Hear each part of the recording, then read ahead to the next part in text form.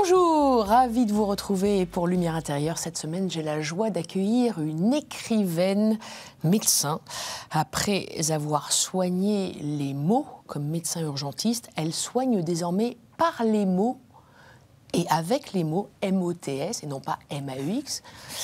Elle est l'auteur d'une vingtaine d'ouvrages qui parlent en général de Bretagne, d'amour, de bonheur, d'espoir ou encore de famille. Vous l'avez sans doute reconnu, il s'agit de Lorraine Fouché qui est mon invitée et que je suis ravie de recevoir. Bonjour Lorraine Fouché. Bonjour. Ravie de vous recevoir dans Lumière intérieure pour nous partager votre lumière intérieure. On va en parler. Et sur KTO, une chaîne que vous regardez, j'ai appris ça récemment. Absolument. Souvent, vous suivez la messe. Voilà, parce que je sais que la messe est à 18h en semaine. Et comme j'ai fait un vœu et qu'il me faut pour tout le reste de ma vie une messe par semaine, en réel ou à la télévision quand je ne peux pas, parce que souvent le week-end, je travaille, je suis en dédicace, et bien KTO, j'ai ma messe tous les soirs de la semaine, et donc je choisis mon soir, et je serais bien embêtée s'il n'y avait pas KTO. Il vous faut votre messe par semaine. Et depuis combien de temps? Depuis toujours? Alors, non, pas depuis toujours. Alors, j'ai une éducation catholique, j'étais dans des écoles catholiques à l'Institut de la Tour, donc Sainte-Clotilde, et puis Sainte-Marie de Neuilly, donc j'avais la messe à l'école, et après, comme beaucoup de personnes, j'ai continué je n'ai aucun doute, j'ai une foi totale, mais je ne pratiquais plus. Et puis j'ai fait un vœu il y a 20 ans pour protéger quelqu'un qui était malade. Et mon vœu, c'est d'aller à la messe une fois par semaine toute ma vie. Donc je m'y tiens. Voilà, c'était mon deal et ça ne changera pas. Et je n'ai jamais raté une semaine. Le deal, c'était quoi en fait? C'était, vous avez demandé, prier pour la guérison d'une personne, c'est ça? Alors, et le miracle s'est produit et non, c'était pas ça? J'ai pas bien compris en fait le vœu. On ne deal pas avec Dieu. Si vous me donnez ça, je vous donne ça. Ça ne marche pas. Non. J'ai dit, s'il vous plaît, faites que les choses aillent bien. S'il vous plaît, protégez cette personne qui est comme ma sœur. Et voilà, tout ce que je peux faire de plus, c'est vous le demander, vous remercier à l'avance pour ce que vous ferez et aller à la messe une fois par semaine, toute ma vie. Pas jusqu'à ce qu'elle soit guérie. Non, non, toute ma vie. Donc voilà, donc dans mon esprit c'est un deal, mais ça n'est pas un donnant-donnant. Donc cette personne a été guérie, cette personne est guérie. Est guérie, votre vœu a été exaucé, et vous tenez votre promesse. Ah ben une promesse, c'est une promesse. Et alors sinon, 10 ans d'études concrètes, je suis censée être scientifique, mais je suis persuadée que si je ratais une semaine, quelque chose tomberait, donc il n'est pas question que je rate une semaine. Donc KTO existe et c'est très bien. C'est pas de la superstition, c'est de la confiance. C'est pas la même chose. C'est pas la même chose. On va reparler de tout ça un peu plus tard. On commence par parler de votre livre, le dernier, le 26e, qui vient de sortir dans les librairies. Aller simple pour la joie, toujours aux éditions d'Héloïse d'Ormesson. Ça fait bientôt 10 ans maintenant que c'est votre éditrice. Un joli titre pour un joli roman qui nous mène, ça se voit, en bateau, en compagnie de 4 voyageurs qui ne se connaissent pas, qui débarquent sur l'île de Groix qui vous est chère, on va en reparler. Oui. Donc, 4 voyageurs qui ne se connaissent pas, dont le destin va être totalement chamboulé. Oui, c'est un aller simple pour la joie et effectivement, chacun revient avec sa parcelle de joie, en fin de compte. Qu'est-ce qui vous a donné l'idée de ce roman précisément? Est-ce que ça a été un voyage en TGV? Alors, je voyage très souvent en TGV ou en train moins rapide pour les salons du livre, pour les dédicaces. Et c'est vrai que pratiquement chaque fois, il y a la petite seconde où le train s'arrête avant à d'autres arrêts, ou bien à l'arrêt où on doit descendre, et où je me dis pendant une seconde, et si je descendais avant? Ou bien et si je continuais? Puis ça fait partie des choses, évidemment, qu'on ne fait pas. Et puis j'ai eu envie c'était un moment où c'était un peu difficile dans ma vie et j'avais envie de descendre à un autre arrêt, c'est-à-dire éventuellement de changer de vie. Ça, je ne savais pas. Et quand j'étais médecin, j'aimais soigner donc les gens, les patients et leur sauver la vie. Maintenant, j'aime partager de l'espoir, de l'optimisme, de la joie. Et j'ai pris ces 4-là, peut-être parce que dans un train, on est dans un carré et tout peut arriver dans un carré. D'ailleurs, quand on arrive le matin, quand c'est un train du livre, on est avec des copains auteurs, romanciers, on est comme en colo, sauf que nous sommes adultes. Mais quand c'est une dédicace, on dédicace tout seul dans une librairie de province, on est dans un carré à 4 avec une famille, des amoureux, une vieille dame toute seule qui n'est pas capable de porter sa valise et qui regarde si quelqu'un va l'aider, des gens avec des chiens. J'adore les chiens, donc je regarde toujours. Enfin, il y en a un dans le livre. Ah oui, il y a toujours des chiens dans le livre. Le chien crétin. Ah, le chien crétin, c'est son prénom. C'est son nom, ouais. Mais alors, donc... ces personnages-là, vous les avez puisés par vos voyages Non, je les ai inventés. Totalement inventés. Alors, il y a beaucoup de vous, comme dans tous vos livres, particulièrement dans ce roman. On retrouve, alors, il y a Mia, oui. qui est censée être une babysitter d'un enfant qui a beaucoup de points communs avec vous, puisqu'elle a vécu au Danemark. Oui. Ce qui a été votre cas également, puisque vous êtes fille d'un ambassadeur au Danemark. Et il y a Maggie aussi, qui résonne aussi pas mal avec vous, qui est une grand-mère très joyeuse et qui cherche à adopter, enfin, qui va in fine adopter Mia. Enfin, il y a toute une histoire très jolie entre ces deux femmes. Et elles jouent au Scrabble. Et elles jouent toutes les deux, absolument, parce que la vie est une partie de Scrabble. C'est un peu le pitch initial du roman, puisque c'est une joueuse de Scrabble. Et là aussi, ça résonne avec votre histoire. D'ailleurs, à la fin, vous faites des remerciements à votre grand-mère. Donc, je me suis demandé si cette Maggie-là ressemblait aussi peut-être à votre grand-mère. Oh, toutes les grand-mères ressemblent à ma grand-mère. Les grand-mères, on les aime et elles nous manquent.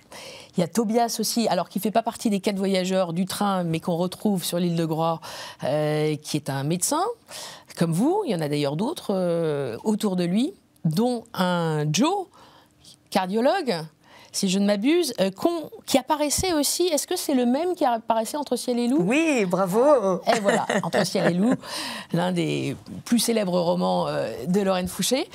Alors évidemment, donc, il y a tous ces personnages, comme je le disais, qui possèdent beaucoup d'éléments de votre propre biographie. Et puis, il y a des lieux, comme l'île de Groix, c'est votre île, et puis la rue Piccini. Oui, alors ça, c'est la première fois que je parle de la rue Piccini. Première fois. La première fois en 26 livres. Et vous en parlez à la fin, racontez-nous. Alors, la rue Piccini, mon père, donc, qui s'appelait Christian Fouché, a été un proche du général de Gaulle, un résistant, un des premiers Français libres, c'est-à-dire qu'il est arrivé à Londres le 17 juin 40. Il s'est caché dans un avion, il a déserté et il a rejoint. Alors maintenant, il est du bon côté, mais pour l'époque, c'était un déserteur. Et il a longtemps été donc ambassadeur au Danemark, vous l'avez dit, il a été ministre 4 fois. Et après la mort du général de Gaulle, il était orphelin du général de Gaulle, mais il a écrit ses mémoires. Et il était dans un petit bureau qui était rue Piccini, où je ne suis jamais allée. Je ne sais même pas quel numéro dans la rue. Je sais que papa allait à Piccini. Et je sais que c'est à côté de l'avenue Foch. Mais je n'y suis pas allée, de même que je n'ai lu les romans de mon père, enfin les mémoires de mon père, qu'il y a 5 ans en écrivant un autre livre. Mais donc, dans ce livre, il y a ce personnage du chirurgien dont vous avez parlé, Tobias, dont la femme a disparu. Et il ne sait pas si elle est morte, si elle a changé de vie. Il ne sait pas, il l'attend parce qu'il l'aime. Depuis des années, il l'attend. Et il retourne rue Piccini pour... Un appartement mausolée. Voilà, pour regarder. Et finalement, il va laisser la rue Piccini partir. Et moi, en écrivant ce livre et en mettant la rue Piccini, je l'ai laissé partir aussi.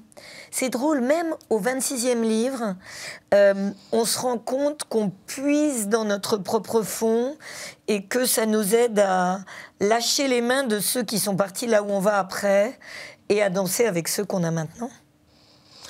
Exactement, et c'est vrai, dans vos remerciements, il y en a beaucoup. Vous reparlez de cet épisode. Et est-ce que, en particulier, ce roman vous a-t-il permis de fermer une porte et en ouvrir une autre? Je reprends les termes que vous avez employés à la fin. Et enfin, de faire le deuil de votre père. Ce père qui a disparu très très tôt dans votre vie, puisque vous n'aviez que 17 ans. Est-ce que ce roman diffère des autres dans ce sens-là? Il y a des pères dans tous mes romans, ce qui me permet de... Oui, il y a une lettre au père, enfin, il y a aussi ce roman hommage à votre père. J'ai rendez-vous avec toi. J'ai rendez-vous avec toi, bien sûr. Ça, c'est mon livre le plus important, mais c'est pas un roman. Mais il y a des pères dans tous mes romans, ce qui me permet de continuer à avoir un père. Mais je crois que je ne ferai jamais le deuil, mais il m'accompagne. Nous parlons aujourd'hui, c'est l'anniversaire de la mort de ma mère, donc ce matin j'ai posté sur ce qu'on appelle les réseaux sociaux, c'est-à-dire Insta et Facebook, une photo de mon père, ma mère et moi toute petite. J'écris, mon père écrivait, donc j'écris, je continue, je suis persuadée qu'il y a des librairies au paradis. Forcément, j'espère qu'il y a des choux à la crème aussi, mais ça c'est autre chose. Tous mes livres sont un lâcher-prise, sont un travail de deuil et un travail de retrouvailles. Mais ce que je trouve extraordinaire, c'est pas du tout ce que j'écris qui n'est pas extraordinaire, mais c'est que l'aventure des livres se poursuit avec les lectrices. J'ai plus de femmes qui lisent de romans que d'hommes, parce que souvent, maintenant que dans les rencontres littéraires ou par mail, où on peut se parler, on peut rebondir, elles me parlent souvent de leur père, en me disant « ce que vous écrivez m'a fait penser à ». Et ça, c'est beau. Donc on fait la valse des pères dans mes livres. Héloïse d'Ormesson, donc mon éditrice, ça fait beaucoup plus longtemps que 10 ans, en fait. La fille de Jean d'Ormesson, donc. La fille de son père. Mais Héloïse est mon éditrice depuis 10 livres, dans sa propre maison, les éditions Héloïse d'Ormesson.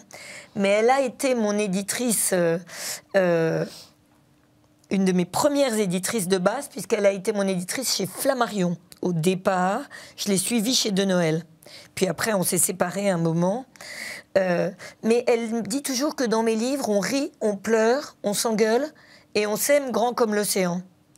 Donc voilà, c'est ça. Il y a des pères, on s'engueule et on s'aime, et il y a de l'océan. Pour revenir sur les pères, vous parliez de votre père. Vous voyez, je tousse quand vous me parlez des pères, c'est très psychanalytique. Vous en avez suivi une?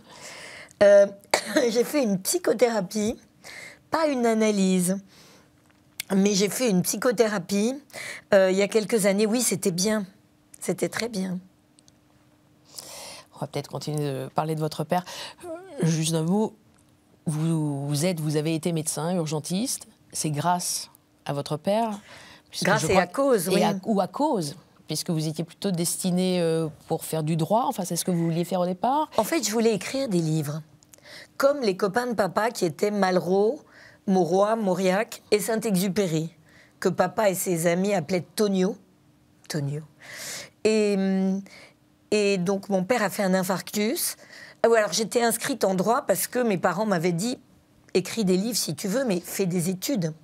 Et je me disais, le droit, ce sont des mots, des plaidoiries, donc ça rejoint. Et donc j'étais inscrite en droit. Et il a fait un infarctus un mois après mon bac. C'était les premières vacances avec des copains, les premières vacances sans les parents. Et au téléphone, la dernière fois que je lui ai parlé, il m'a dit « je suis à l'hôpital ». Et il y a donc le patron et les étudiants qui sont venus me voir. C'était un hôpital universitaire. Et il a dit « médecin, c'est le plus beau métier du monde ». Et il est mort le lendemain. Et je me suis dit voilà, donc il faut que je fasse le plus beau métier du monde. Et je suis allée voir le doyen de la fac. Et mon père faisait partie des hommes de l'époque, des hommes politiques qui disaient être un grand commis de l'État, ça donne des devoirs, mais absolument pas des privilèges. Donc on ne demandait jamais rien. Lui, par exemple, on allait en vacances chez ma grand-mère dans le Midi. Lui allait dans un petit avion du GLAM, puisqu'il était ministre. Maman et moi, on allait en train. Et je me souviens, une fois petite, je lui avais dit, mais il n'y a pas de place dans ton avion? Et il m'avait dit, si, tu es ministre. J'avais dit, bah non. Il m'a dit, bah alors, c'est pas pour toi l'avion. Et donc, pour la sens moral, c'était comme ça. Ouais. Et pour la première fois, j'ai demandé un privilège, c'est-à-dire je suis allée voir le doyen de la fac, qui m'a reçue parce que j'étais la fille de papa qui venait de mourir, en effet. Et je lui ai dit, monsieur le doyen, je suis désolée, il faut que je fasse médecine. Sauf que les inscriptions étaient closes le 30 juillet, mon père est mort le 13 août, le 11 août d'ailleurs. Est-ce que vous voudriez m'inscrire? Et il m'avait dit, je vais vous inscrire, vous avez eu 4 en maths et 3 en physique au bac, donc vous allez rater, mais je vais vous inscrire. Et la première année, j'ai raté, et la seconde année, j'ai réussi. Mais donc j'ai fait médecine pour papa, oui, c'est vrai. Incroyable. Beau sens de la loyauté. On va parler de votre père et de beaucoup d'autres choses dans cette deuxième partie d'émission. C'est la partie où je m'éclipse et je vous propose 4 mots, Lorraine Fouché, à vous de nous les éclairer. D'accord. À tout de suite. À tout de suite.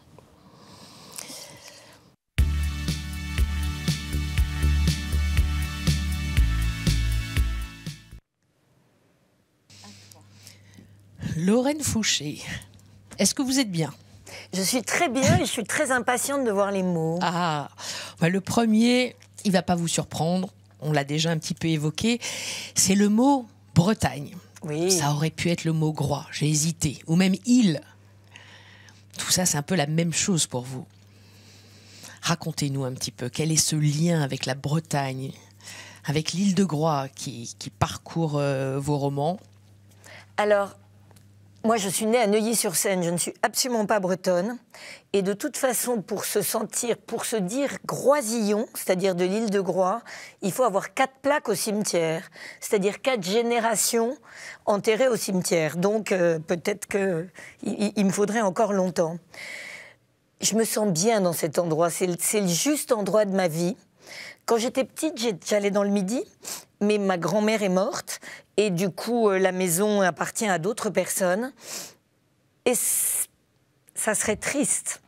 Et je suis tombée en adoration pour... enfin, adoration, c'est... Ma tante qui m'a élevée me disait « on n'adore que Dieu ». Donc, pas en adoration. Je suis tombée en amour, comme disent les Canadiens, pour cette petite île bretonne. En fait, mes parents avaient acheté un terrain dans le Morbihan, entre Bels et Erdeven, et papa voulait construire une maison et écrire là, après, pour sa retraite. Et puis, il est mort avant. Maman a fait construire la maison, mais c'était triste. Et un jour, j'ai dit à une amie de maman, je rêverais d'écrire un jour dans un phare ou sur une île. Et puis, elle m'a téléphoné. J'étais encore à SOS Médecins, donc j'avais la voiture blanche avec le gyrophare bleu. Et elle m'a téléphoné un jour en me disant « J'ai des amis qui vendent une maison sur l'île de Groix. » Je ne savais pas que Groix existait, donc c'est une petite île, ça fait partie des îles du Ponant, au large de l'Orient. Il y a 45 minutes en bateau. Et elle m'a dit, viens voir cette maison. J'avais un chien qui était un Basset Hound, qui est le même chien que dans Aller simple pour la joie.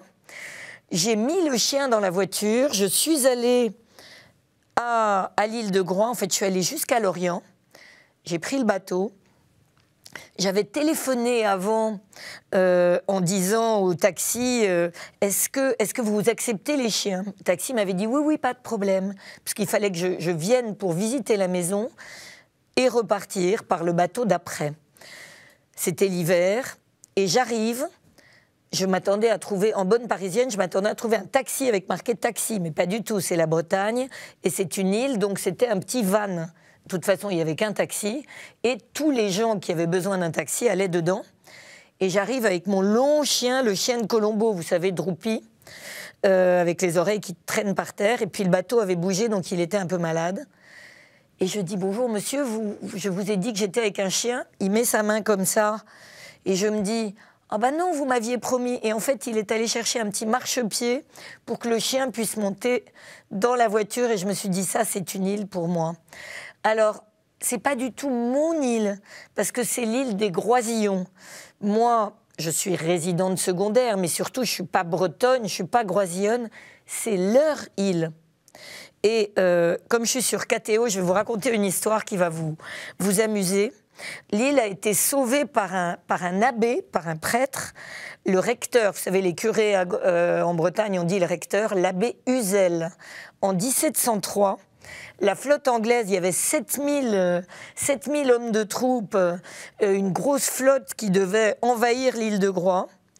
Les hommes à Groix, c'était des pêcheurs. C'est une île, il y a un thon sur le clocher de l'église et pas un coq comme sur les autres clochers. Les hommes étaient en mer, donc dans l'île, il y avait le recteur, des femmes et des enfants. Et le recteur a eu cette idée géniale, il a fait monter les femmes sur la plus grande falaise de l'île, enfin il n'y a pas de falaise, sur une hauteur de l'île. Elles ont mis des goémons longs sur la tête pour imiter la crinière des casques des dragons français. Au lieu de tenir des mousquets qu'elles n'avaient pas, elles tenaient des bâtons. Elles étaient montées sur les chevaux de labour, les animaux, le bétail. Et toutes ces femmes avaient relevé leurs jupons dans leur ceinture pour imiter les pantalons des dragons. En 1703, ils n'avaient pas des longues vues comme de nos jours. Et de loin, la flotte anglaise a vu que l'île de Groix était occupée par les dragons français, puisqu'il y avait cette armée comme ça, avec des mousquets, et ils sont passés au large. Voilà, donc Groix a été sauvée par l'abbé Uzel, et Groix me sauve moi aussi. On dit qui voit Groix voit sa croix, ou qui voit Groix voit sa joie. Alors, oui, ça rime. Mais c'est beau. Si un jour vous avez l'occasion, il faut y aller, on se sent bien. Vous avez eu l'occasion aussi de visiter d'autres îles à vélo, parce qu'à Groix, c'est à vélo essentiellement. Alors c'est à vélo ou à pied, moi je suis plutôt vélo. Non, parce que Alors, moi, quand je vais à Groix, j'ai une voiture, donc je mets la voiture sur le bateau. J'ai un chien. Alors, j'ai eu Guinness, donc le Basset Hound. Après, j'ai eu pendant 17 ans et demi le Cocker Uriel. Et puis maintenant, depuis quelques années, j'ai le Westie, mon pote. Donc, quand on se balade avec un chien, on a le chien, le panier du chien, les croquettes, parce qu'à Groix, il n'y a pas les croquettes qu'il a d'habitude. Et puis, je me promène avec un ordinateur, je me promène avec des livres, la bibliographie, les livres dont je me sers pour écrire. Enfin, j'ai toujours une voiture absolument pleine. Et puis, j'ai pas envie d'aller ailleurs.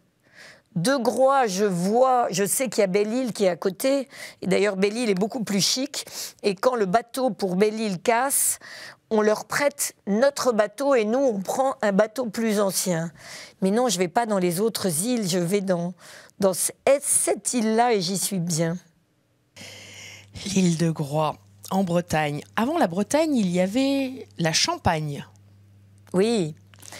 Ma grand-mère, la maman de ma maman, était champenoise. C'était la petite fille de Eugène Mercier, qui est un petit garçon un petit garçon sans papa, qui rêvait en 1850 de démocratiser le champagne. C'est-à-dire qu'à son époque, le champagne n'était que pour le tsar de Russie, que pour la cour d'Angleterre. En fait, on faisait du champagne en France et il était pour l'exportation et il était impensable que un ouvrier, un paysan, un maître d'école ait du champagne chez soi. Non, non, ça partait ailleurs. Et Eugène Mercier a dit « Je vais transformer le champagne des rois en champagne des fêtes ». Et il a créé sa marque de champagne. Il était gonflé, il a une histoire complètement folle que j'ai racontée dans un livre. Château de Champagne. Alors, il y a eu Château en Champagne et puis Couleur Champagne. Et Couleur Champagne. Et le champagne, c'est pour toutes les occasions. Et puis, il y a une jolie histoire aussi. Avec modération. Et ça alors, même avec il faut joie. pas conduire après. Mais alors, on peut boire ce qu'on... Il faut pas mélanger. Mais nous, même dans les baptêmes, on faisait goûter au bébé, mais au bout du petit doigt, sucer un petit peu. Mais c'est bon pour la santé, le champagne. Mais en effet, il faut pas conduire. Et avec modération. On parlait de votre ancêtre, votre arrière-arrière-grand-père, Eugène Mercier. Prochain mot, c'est le mot famille, justement. Ah. Reparlons-en de votre famille. Alors, vous dites souvent, j'ai une famille de papier. Oui. Et vous avez votre vraie famille. On a déjà évoqué donc votre arrière-arrière-grand-père et bien sûr votre père et votre mère. Vous avez une sœur aussi. J'ai pas de sœur, non. C'est une amie qui est comme ma sœur. Non, je suis fille unique. Je suis fille unique, et c'est pour ça que j'ai des frères et sœurs dans mes livres. Il y a toujours des histoires de frères et sœurs, parce que je recrée en effet une famille. Je ne suis pas mariée, je n'ai plus de papa pour me conduire à l'hôtel, donc est-ce que ça peut jouer, peut-être, je me le suis souvent demandé. Mais en tout cas, j'ai une très nombreuse famille. Nous sommes de nombreux cousins des deux côtés, une famille très proche. J'ai même un petit cousin qui est prêtre, Vincent de Roquefeuille, qui est vicaire à Notre-Dame-des-Champs. Alors voilà, j'ai un cousin prêtre, ça fait plaisir. C'est important, les familles, et tous mes livres, mes 26 romans, mes 25 romans et le livre pour papa, à chaque fois, c'est une famille de papier que je construis, que j'aime, que je lâche à chaque fois et qui continue son chemin, mais je les aime. C'est important, une famille. Il y a la famille de sang, et puis tout au long de ma vie, quand j'étais médecin, et surtout au SAMU de Paris et à SOS Médecins, les urgentistes, c'est une famille très proche, parce qu'on s'aide, parce qu'on est confronté à la mort des autres. Médecin, on sauve la vie des gens, mais quelquefois on n'y arrive pas. Et les autres, il y a de la solidarité, il y a quelque chose. Et puis j'ai une famille d'écrivains, les éditions Héloïse d'Ormesson. Je crois que quand Héloïse a lancé sa maison, le pitch, la phrase, c'était la petite édition qui a tout d'une grande. Et c'est une édition très familiale, c'est-à-dire qu'on se sent accueilli, on se sent aimé, on se sent attendu, tous, et on est solidaires les uns des autres. J'ai d'autres écrivains parlent de mes livres, je parle des livres qui sortent. On s'aime, on se tient la main. Comme, je sais pas, j'ai été Jeannette quand j'étais petite, ben c'était une famille. Et puis mes amis, maintenant, sont ma famille. Groix, j'ai une famille groisillonne. Tout ça sont des familles d'adoption. C'est important. Puis je vois là que j'avais jamais fait attention. Mais en effet, comme je vois écrit famille dans famille, il y a M, il y a ami, il y a lié. Il y a tout ce qu'on veut. Ça, on joue beaucoup avec les lettres des mots quand on écrit, et au Scrabble. Et c'est la première fois que j'ai l'occasion de voir famille écrit en grand devant moi. Vous êtes une joueuse de Scrabble comme Maggie ? Je suis une joueuse de Scrabble. Je gagne rarement. Contrairement à elle, l'un des personnages principaux. Voilà, dans Aller simple pour la joie, elle dit que la vie est un... Enfin, elle dit, du coup, je dis... où les narrateurs disent que la vie est une partie de Scrabble, qu'on se débrouille avec ce qu'on pioche. Et moi, dans ma vie, j'ai pioché l'écriture, j'ai pioché l'île de Groix, j'ai pioché Dieu, j'ai pioché les rires et les larmes, et j'ai pioché la joie, d'où le titre de ce livre. Et je crois vraiment que j'aime la partager, cette joie, et dans ma vie, et dans mes livres. Parce que dans le temps qui nous est imparti... soit on pleure, soit on sourit, et autant sourire. Et vous avez choisi de sourire et de partager ce sourire et cette joie par vos livres, notamment. Ça a été un choix. Vous regrettez pas de ne plus être médecin pour également soigner? Et comme on parle de choix, ça a été un choix donc d'être romancière. Et la vocation, ce choix de se rapprocher encore plus de Dieu. Il y a plusieurs questions dans Il y en a deux. Il y a ce choix, ce regret de ne plus être médecin, et ce regret, un autre type de regret, de ne pas avoir été dans les ordres, ou avoir choisi un autre destin, plus proche de Dieu? Ah, je n'ai jamais regretté de ne pas être dans les ordres. Je suis très admirative des personnes qui y sont. Je me sens assez proche de Dieu. Pas, je me sens proche de Dieu, toute contente et arrogante. Non, mais comme tout le monde, enfin, à mon petit niveau. Dieu fait partie de ma vie, donc je me sens proche parce que pour le coup, je suis de sa famille. On dit notre Père. Ça, c'est une bonne famille. Sauf que, comme j'ai 68 ans, je le fais un peu à l'ancienne. C'est-à-dire que quand je vais à la messe, je dis « Notre Père qui es aux cieux, que ton nom soit sanctifié ». Et quand je prie toute seule, je dis « Notre Père qui êtes aux cieux, que votre nom soit sanctifié, que votre règne arrive et pas vienne », parce que quand j'étais petite, on le disait comme ça. Donc je vous vois. Donc ça, je regrette pas. Non, Dieu est dans ma vie et c'est... Bon, il m'a jamais abandonnée et je ne l'abandonne pas, enfin j'espère. La médecine a fait partie de ma vie. J'étais ravie d'être médecin. J'ai sauvé des vies quand je pouvais. Ça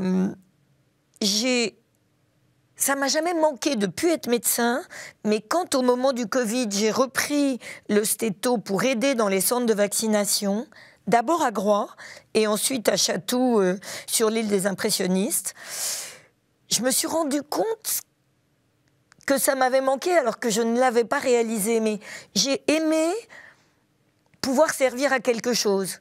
J'ai aimé reprendre mon stéto et je me suis rendu compte que ça faisait partie des puzzles de ma vie.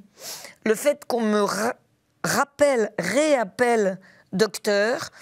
Au début, à Groix, après les missions de vaccination où c'était des pompiers du continent qui sont venus organiser ça, et du coup, ils ont eu besoin des médecins retraités ou résidents secondaires pour les aider. Quand, dans les grands magasins, on me disait « Bonjour docteur », au début, je ne me retournais pas. Parce que ça faisait très longtemps qu'on ne m'avait pas appelé « Bonjour docteur ». Et après, j'ai réalisé que c'était moi aussi. Donc, on est toujours médecin. Et c'est vrai que j'ai arrêté d'être médecin grâce à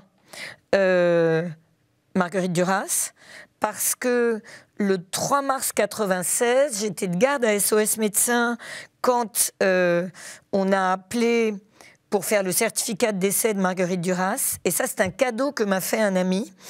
Il devait y aller, et à la radio d'SOS, il m'a dit « Lorraine, est-ce que tu connais Marguerite Duras ?» J'ai dit « Mais pas personnellement, mais oui, enfin j'ai lu Marguerite Duras. » Et lui m'a dit « Écoute, je ne suis pas lecteur, veux-tu y aller ?» J'ai dit « Mais bien sûr, je veux y aller. » Et j'étais dans cette chambre avec ce grand écrivain, mais qui n'était plus là. Et j'ai rédigé ce certificat de décès comme on doit faire, en touchant la personne. On vérifie qu'on met un coup de stéto, on met les mains pour vérifier qu'on ne sent plus la carotide. Et en rentrant à la maison, je me suis dit, j'ai contenté la mémoire de mon père, j'ai été médecin pendant des années, c'était bien, j'ai publié des livres. Maintenant, le reste de ma vie, c'était l'année de mes 40 ans, je vais faire ce que je voulais au départ et je vais écrire, ne plus faire que ça. Et je ne serai évidemment jamais Marguerite Duras, mais je suis romancière et je le lui dois aussi. Merci à Marguerite Duras. Allez, on passe au troisième mot. Un mot qui apparaît dans votre livre aussi. Un mot danois. Vous le parlez, le danois ? Alors, je le parlais quand j'étais petite, puisque j'y suis restée 4 ans, jusqu'en 62. Alors, c'est quoi le mot ? Alors, regardez. Vous allez nous le traduire, nous l'expliquer, puisqu'il est un peu intraduisible en français. Vous êtes la seule à pouvoir le traduire. Hugues. Hugues. Alors, c'est un mot très... Ça veut dire le bien-être, le cocooning, la joie d'être ensemble. En hiver, les pays scandinaves, évidemment, en hiver, il n'y a pas de lumière. La joie d'être ensemble, au coin d'un feu, avec des bougies allumées, avec des grosses chaussettes, avec des plaids, en buvant du vin chaud ou un thé, ou en bonne compagnie, on peut jouer au Scrabble, on peut refaire le monde. C'est le bien-être ensemble. Hugues, je croyais que vous alliez me demander smørrebrød ou bien obscure. Ça, c'est les beignets danois et les sandwichs. Mais le Hugues, et c'est vraiment, on dit que dans le World Happiness Report, le Danemark est le 2e pays où on est le plus heureux au monde, après la Finlande. Et la France, on n'est que 27e, et je suis sûre qu'on n'a pas demandé aux Groisillons de l'île de Groix, parce que sinon la France aurait remonté dans le palmarès. Pour faire un lien avec le mot précédent, famille, vous avez une grande famille et votre famille de papier. Vous avez fait le choix de ne pas créer vous-même de famille? Pourquoi? Vous n'avez pas d'enfants? Alors, je crois que je suis, si je dis je suis plus fille que mère, le fait de perdre mon papa jeune, vous savez, quand je vais dans des écoles, souvent je dis mon papa, et les élèves me disent votre papa, pas votre père. Ben, comme je l'ai perdu à 17 ans, c'est mon papa. Alors que ma maman a vécu jusqu'à 92 ans, donc c'était ma maman, et puis ça a été ma mère.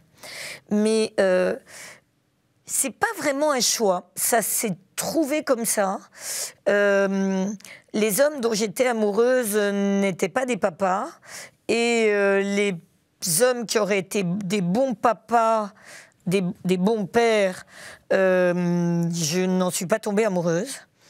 Mais je suis en train d'adopter une jeune fille.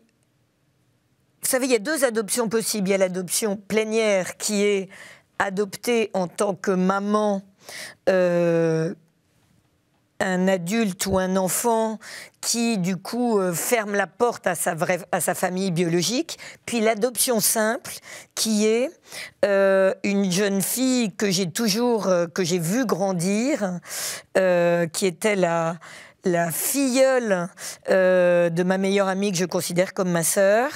Elle a une mère absolument adorable, une famille absolument adorable, mais ça va lui faire une famille en plus. L'adoption simple, ça me permet à moi d'avoir une fille, j'allais dire clé en main, mais d'avoir un lien qui donne... Alors, c'est pas fiscal, il n'y a aucun avantage fiscal, il n'y a rien de tout ça.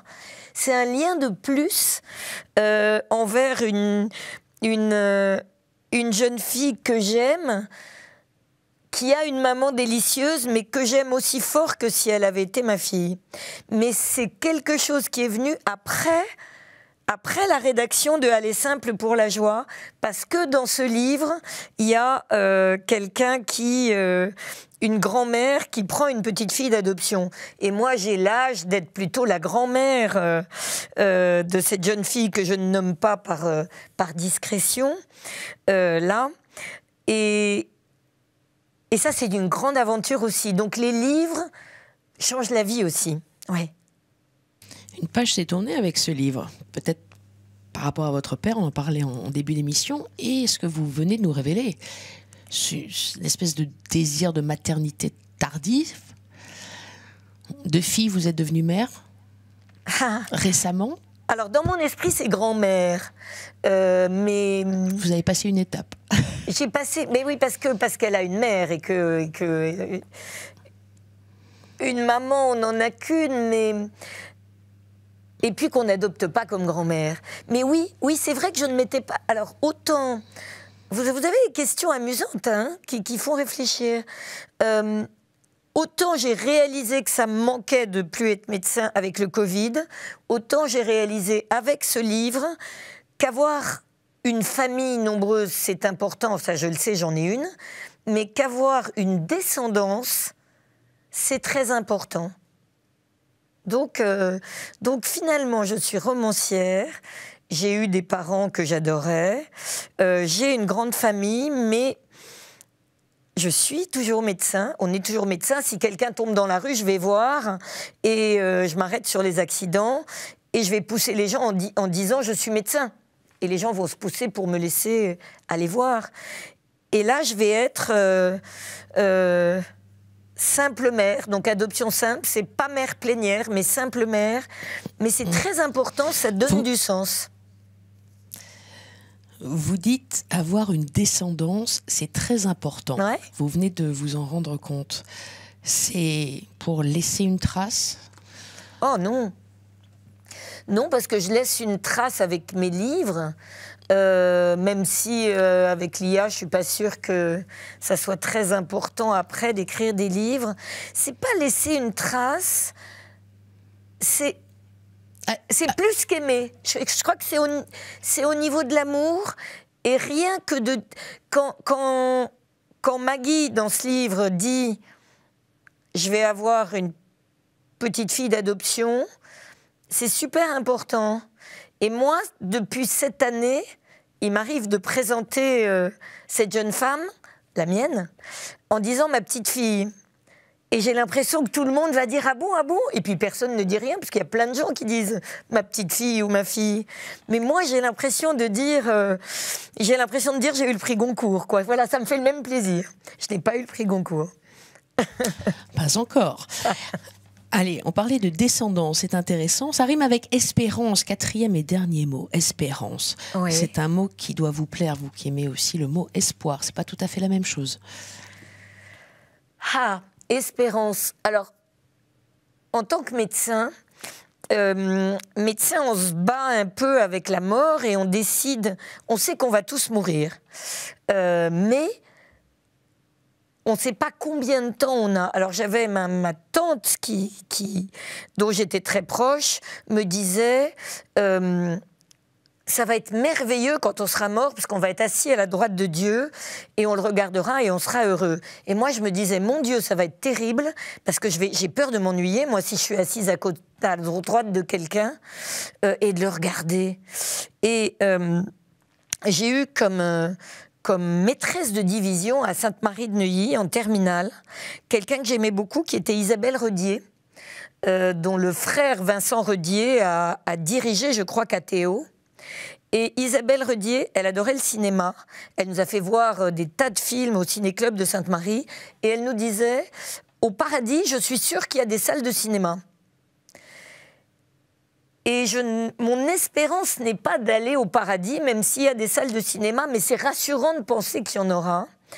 Mais l'espérance, c'est savoir qu'il y a un après. Je suis persuadée qu'il y a un paradis. Je suis persuadée que je reverrai mes parents. Je suis persuadée que mon père me parlera de mes livres. La boucle n'est pas bouclée. La mort... Il y a cette prière ou ce texte qui est la mort n'est rien, vous passez juste dans la pièce à côté.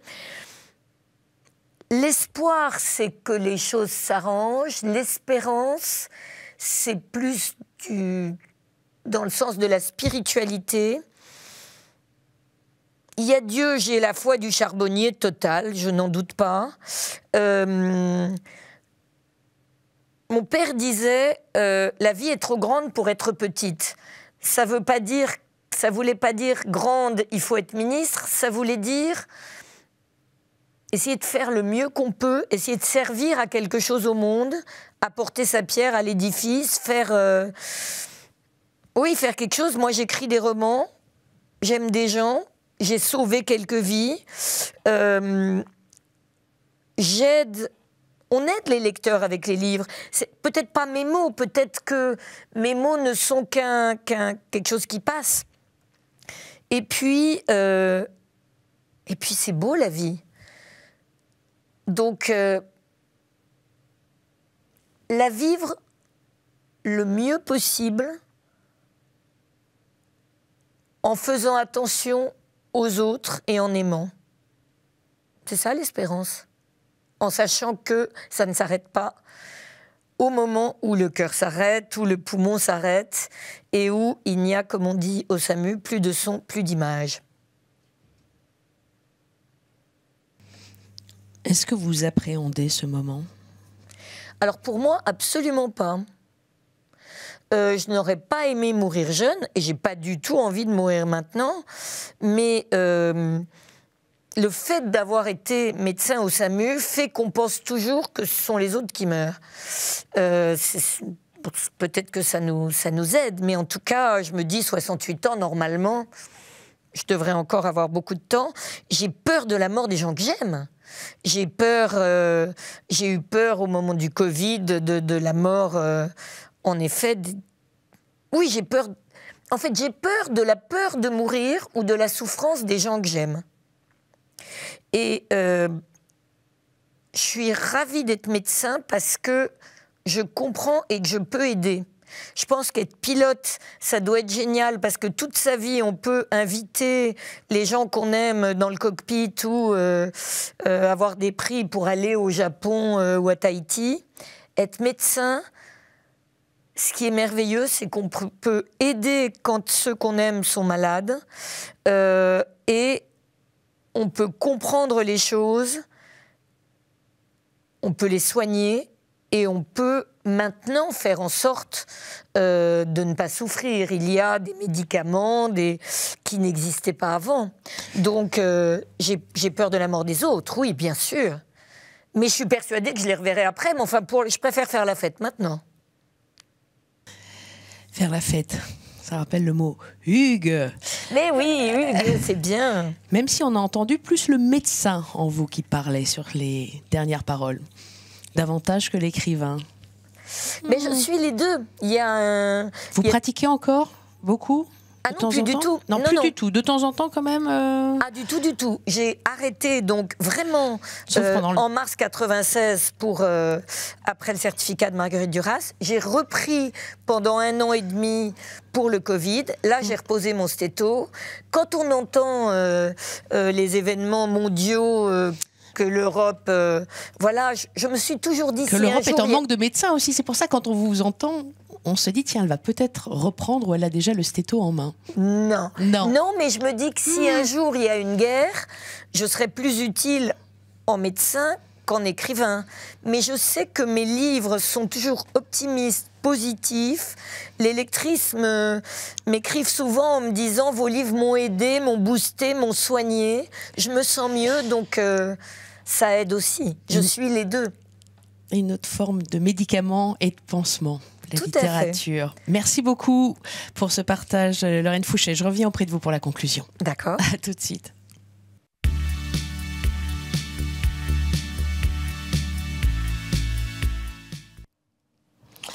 Lorraine Fouché, je suis de nouveau en face de vous.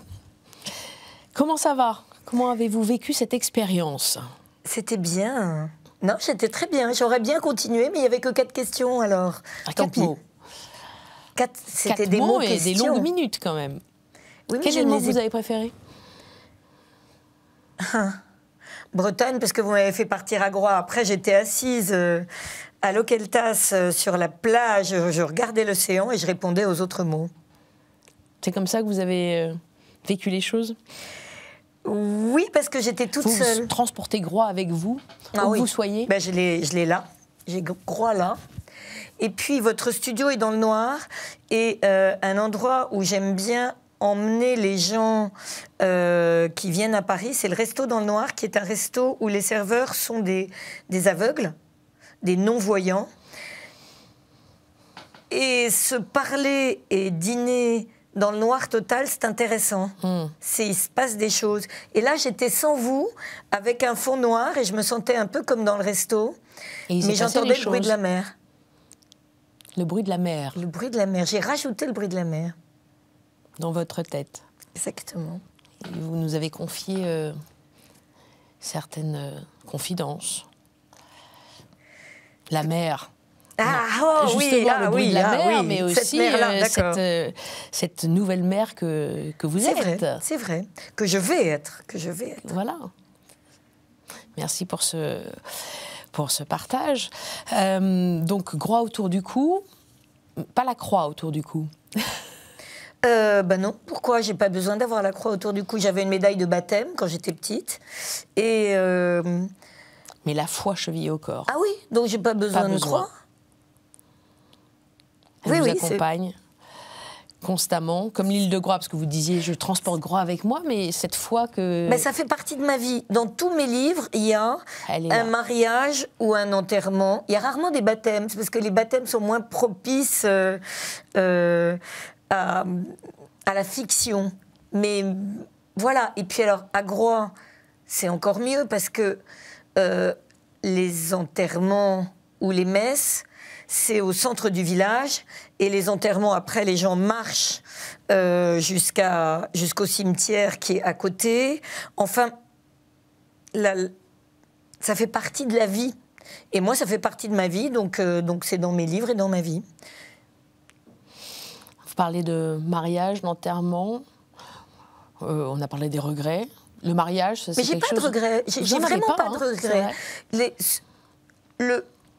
Dire que continuer à exercer la médecine m'a manqué, je m'en suis rendu compte, mais c'était pas un manque, c'était pas un regret. Une phrase que j'avais écrite sur mon cahier de texte en terminale, c'était remords, regrets, ordures de l'esprit. J'ai pas le temps d'avoir des regrets, et puis ça perd du temps, ça sert à rien. Puis c'est mauvais pour la santé en plus. Il faut avancer. Il faut avancer, il faut rêver, il faut aller oser. De l'avant. Vivre l'imprévu comme dans les livres. C'est pour ça il y a bien marqué aller simple et pas aller-retour. Ah oui, aller simple pour absolument. La joie. La joie, c'est peut-être votre mot préféré. Ah, c'est mon mot préféré avec Île et Groix. Quand je prie, je ne demande pas, je dis merci et je pense à tout ce qui s'est passé dans la semaine. C'est ma façon de prier. Moi, je vous dis aussi merci. Merci beaucoup, Lorraine Fouché, pour ce partage, pour votre œuvre joyeuse que je propose à nos téléspectateurs de découvrir, notamment le dernier livre, Aller simple pour la joie, un pèlerinage sur l'île de Groix avec 4 voyageurs qui vont vivre une intrigue et une aventure désopilante, en fait. Il y a des choses très très drôles dans votre livre et puis en même temps très touchantes. Merci beaucoup. Je vous propose de vous retrouver la semaine prochaine. En attendant, vous savez que vous pouvez revoir l'émission sur kto.tv.com. Vous connaissez l'adresse. Merci encore. Merci à vous.